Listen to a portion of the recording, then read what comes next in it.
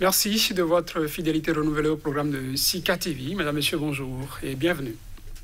Ils ne parlent pas toujours ou lorsque de leur innocence, il leur arrive de placer quelques mots, nous ne prenons pas toujours en compte ce qu'ils disent. Tant nous sommes convaincus qu'à leur âge, les enfants ne pensent pas toujours ce qu'ils disent, mais ils nous observent dans nos faits et gestes. Aujourd'hui, nous leur donnons la parole sur l'entretien du jour.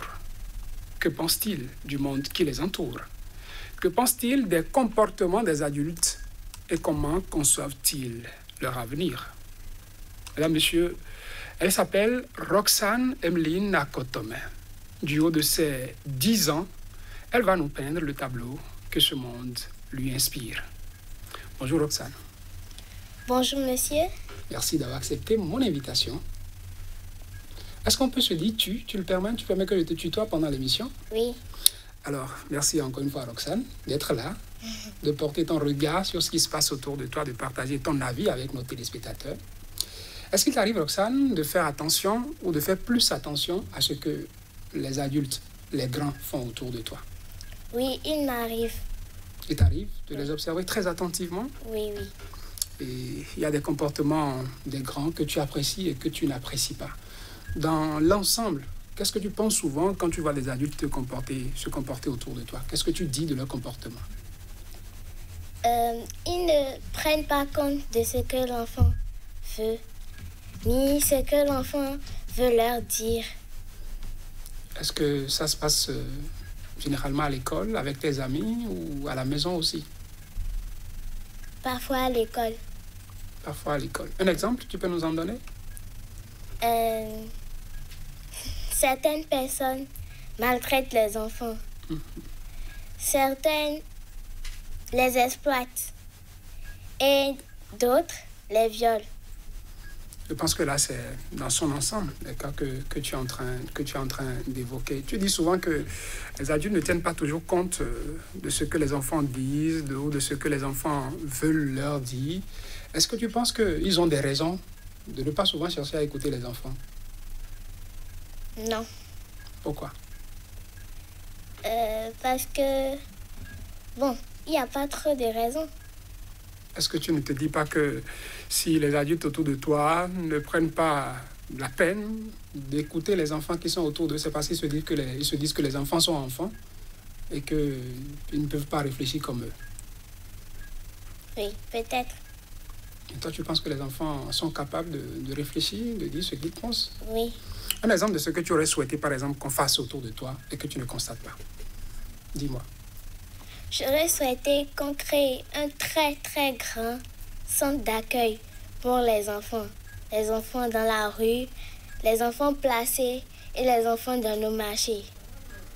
Cela voudra dire que quand tu sors de chez toi et que tu vois les enfants dans la rue, tu es triste. Oui. Qu'est-ce que tu penses de ces enfants que tu vois dans la rue? Qu'est-ce que tu te dis pour toi? Qu'est-ce qu'ils pourraient faire qu'ils seraient dans la rue, les enfants? Peut-être leurs parents n'ont pas les moyens de s'occuper d'eux. Et est-ce qu'il t'est arrivé une fois de voir un enfant dans la rue, de t'arrêter, de discuter avec l'enfant? Oui. Et qu'est-ce que tu as retenu d'un échange que tu aurais eu avec un enfant? J'ai retenu que cet enfant ne se sent pas bien dans l'environnement où il est. Il n'a pas d'amour comme nous. Nous qui sommes à la maison, nous sommes avec nos parents. Et quand tu as fini de discuter avec cet enfant-là, quelle résolution ou quelle décision tu aurais eu à prendre si tu étais à la place des décideurs et que tu devrais faire quelque chose pour aider ces enfants? Qu'est-ce que tu ferais? C'est vrai que tu as dit déjà que tu construirais un centre d'accueil. Mais en plus de ça, est-ce qu'il y a des choses que tu aurais aimé faire de façon précise pour aider ces enfants-là que tu rencontres dans la rue quand tu sors? Bon, il y a certains de ces enfants, des cas comme ça, ils ont des problèmes psychologiques. Donc, on pourrait les placer chez des psychologues pour les aider. Comment toi tu fais pour savoir qu'un enfant a des problèmes psychologiques, Roxane?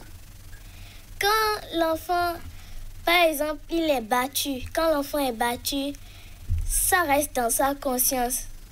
Il voit que les adultes ne sont pas ne comprennent pas les enfants.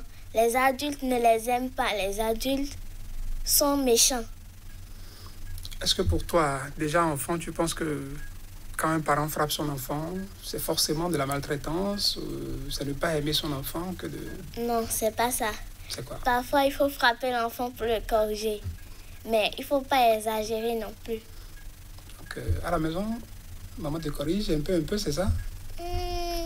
Oui.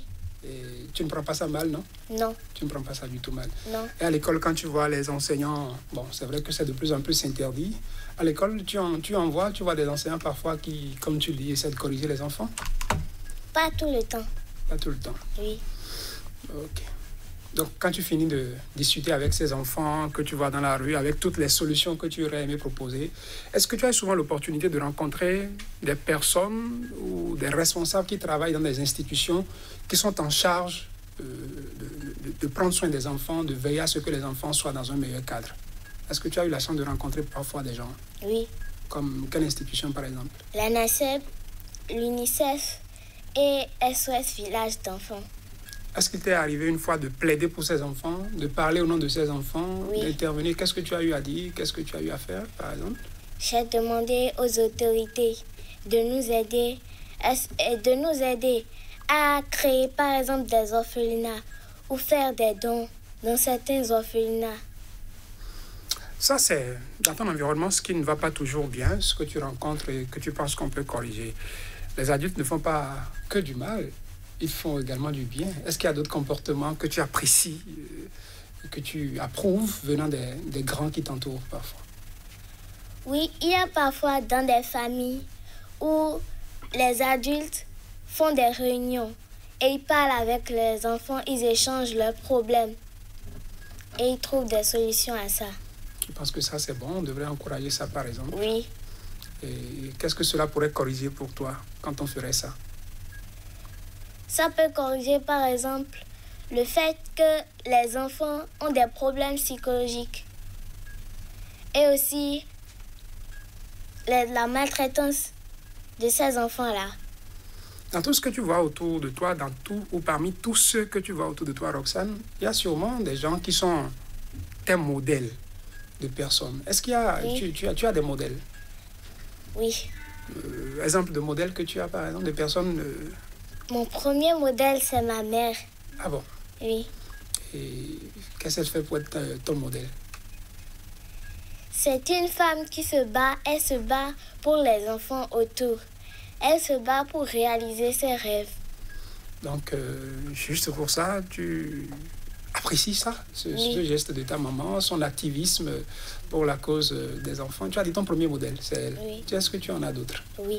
Lesquels? Comme Maureen Haïté, qui est une grande styliste. Oh, ok. Elle, ça dit que plus tard, tu aimerais être styliste aussi. Oui. Plus tard, j'aimerais être une femme qui se bat pour être ce qu'elle veut. Être styliste, auteur, pédiatre et pourquoi pas, plus tard, la première présidente du Bénin. Waouh. Bravo, Roxane. Tu penses tout ça aujourd'hui. Et comment tu t'y prends? Déjà, à ton âge, quels sont les pas que tu poses? Quelles sont les références que tu as? Les endroits que tu fréquentes? Ce que tu lis? Ce que tu fais pour donner une chance à tes rêves de se réaliser? Qu'est-ce que tu fais aujourd'hui pour que tout ça advienne, arrive? J'ai déjà un parcours social. Je travaille beaucoup et je lis beaucoup. Quand tu dis parcours social, c'est quoi? Qu'est-ce que tu mets dans parcours social? Qu'est-ce que tu fais? Dans parcours social, je connais plusieurs personnes. Je connais des associations où je suis restée, où j'ai vu ce qui se passe là-bas. J'ai aussi... Bon. Tu as aussi quoi? Bah, vas-y. J'ai aussi... dans mon parcours social, je connais aussi beaucoup de personnes. De personnes que j'aime, j'apprécie. J'ai beaucoup d'amis. Est-ce que, bon, à ton âge, ce n'est pas forcément permis, tu as un petit groupe dans lequel tu travailles déjà, des amis, vous échangez sur les problèmes d'aujourd'hui que les enfants rencontrent, en tout cas la vie que les enfants ont par rapport à ce qui se passe autour d'eux, et que vous avez déjà votre petite idée sur comment faire pour changer ce qui ne va pas autour de vous plus tard. Non. Tu n'as pas encore de ces petites... Non. Ces petits cercles dans lesquels tu te retrouves.